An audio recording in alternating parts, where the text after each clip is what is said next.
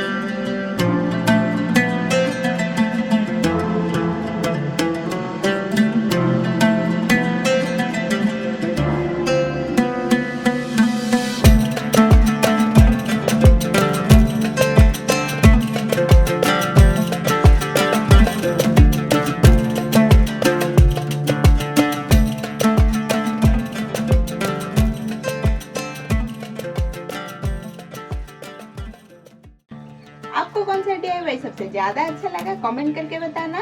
Wish you a happy Diwali in advance. मिलते हैं हमारे नेक्स्ट वीडियो में। Bye bye.